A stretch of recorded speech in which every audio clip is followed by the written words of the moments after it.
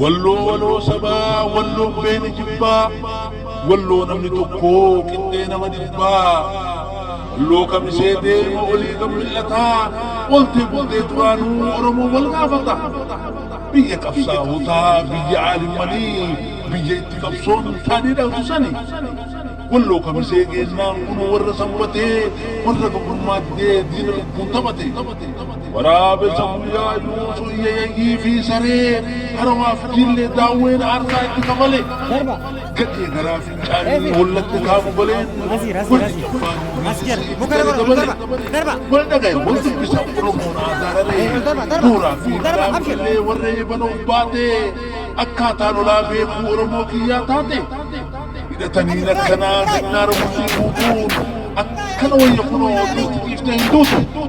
harkummaa fuursa jillee shakkaa baatuuf ilaayyaa isinii waliin jirraa ilma wallituu ayya bara oromoo wal beekee gataan marti qajeele bara ameerikaan ilalee maseenni dhaluu qajeele iyyituu warra kaabaa waaree weeraraaf kaatee saree masjiida seentee najisa jibbaa taate asaasaa arsiif baalee masjuu waamee diidaa qaldaa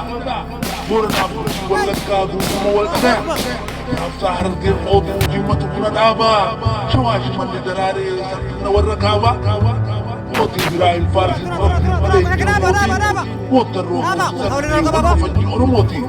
lolusinuu lolataa tayaa jaarra alaa kana eeguu wallongayaa inni weeraree qaama kootii anis waan danda'u walloo gudumaachaa qalabee qaamatu jaalataa reebee adii qabee waree gankaafata walloo mulli hidhatee dinnaaraan hudhee qabee diinaan hudhee wal qabee siifis jaba oromoo gaafa walloon koo cabe anis walloodha jedhii dhageessis sagalee argaaf dhageettii biyyaa waan dandeettu hamilee dinnaan hudhee wal qabee hartummaa fuusi diilleen inni walloof irra fin diinni irra fusillee lolata warri jiillee diinatti buuftan horree biyya abbaa biyyummaa mirga keessani durrii disqaajjiinii dhugaasuu dunna yayyii fi saree onnee saboota kumaa walloo aarisaa mafalee diinni duruu diinumaa diinni naatoo hin qabu walloo koo mirgaan galii diinni harkee haa cabu waa been dololloo mitii waa been kalaana yaa'u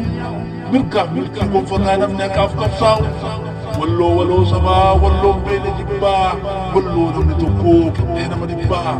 fiixaa akka qeerransaa finiintee harkituu ilmaan isheef dhalayaa ijoolleen wattituu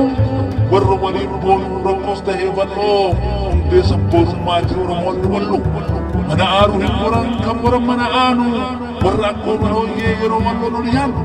boottan roorroo hin sarmine walloo saba olaanu si dubbisuudhaaf dhufee gaaddisa gore caayaa bishi warqisuu walloo biyya baatiitti maayaa hafuurri saba bal'aa isinirraa uggaaya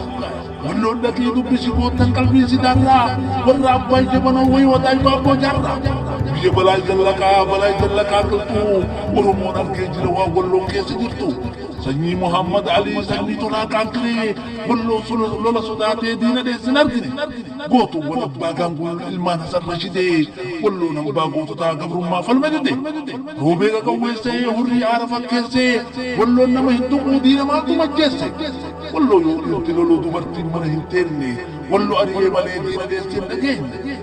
nageenyi ni urgaa'e nagaan biyyaaf haa tayu diinni biyyaa haa bayu diinni biyyaa haa tayu walloo moo'atee galee gurri nu haa dhaga'u sama'iin duumessaahee lafatti roobus cabbii haqa wallootiif tumsii mirgaan galchi yaa rabbii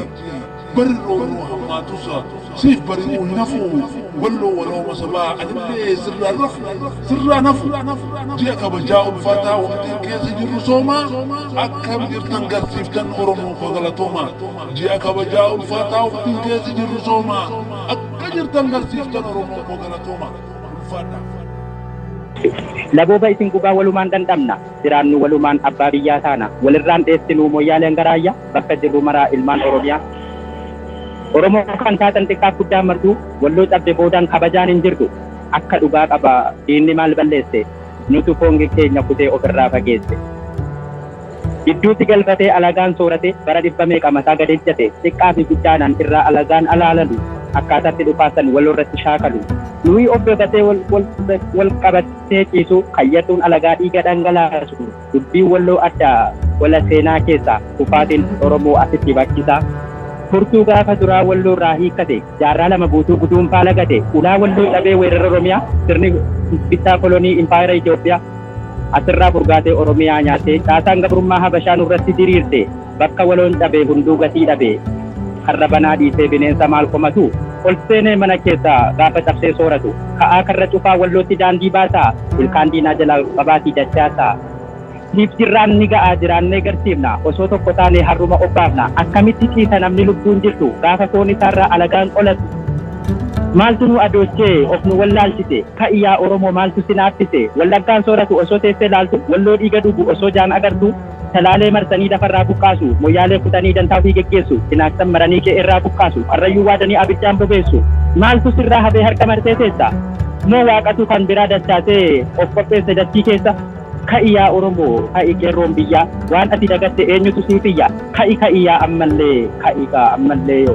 qomoo koo wal kaasi dachiin kee marfamtee diina kee buqqaasi ka'i koodee amma ka'i garaa bahiruu dhiisi walloon kee dhumattee duuliifi bobbaasi diina jalaa baasi irraa nafin ol ka'i ammas deemmagne dhageessaa argitaa akka badduu baane ka'i kaayaa tiruu dhiiga walloo digu wal dhiisuun hin jiru anaa kaasuuf maaciisaa akka nama hin beekne maaliif of kijibdaa akka nama rakkoo hin qabne ka'i antin dhiirtu hanga lafaa kaatu lubbuu walloo irraa hafte lubbuu badduu baatu ka'i gaanii deemna waan dandeenyu goona daangaa wal tiksina abbaa biyyaa taana Oromoo gaafa rakkoo isa gaafa biyyaa kabajalmaa naaya walirraan furgaanee walitti dachaane waliif gaaddisa taana amma bilisoomna walloo anaa nyaatu dhiiga dhangalaatu bardibba jiraattu obsaanuma tartu ulfaataa galatooma. Aboo beleeyyan gaajabaa daayyaa taatee jirti akkatti bada wal deeggarfatuun taatee amma namni lama diljir jaatti dhaameera tokko du'e tokko mada ammaan dubbadde wallaahi warra yaatuuti jinaaza irratti dhaame namni lama. Hogganaan fannoodha bishaan dhugee nuti duraan itti himne ijoollee horkituu bira dhayxee akka qalbii dhagga dhayxee galuun hin jiru enneetiin har'a Iskandar Naggaadha abbaa feestaalaa dabalatee akkanatti azanii labsatuudha jiraniiti teenyee feesbuuk irraatti qoosaadaa jirra maal barbaada dhayxanii ka'ee namaa jenneeni akkasitti achuma shuumoon bishaan fixattee akka gaara keessa daddaabbatanii maglachaa baasu jiranii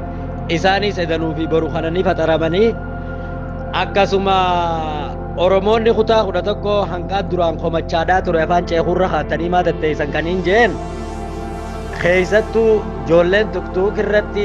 hedduudha Mubaarak Musammaan faan amma akka fakkeenyatti miliyoona 2 cinaa walitti qaban gareen takka ammaas maallaqa Itoophiyaadhaa miliyoona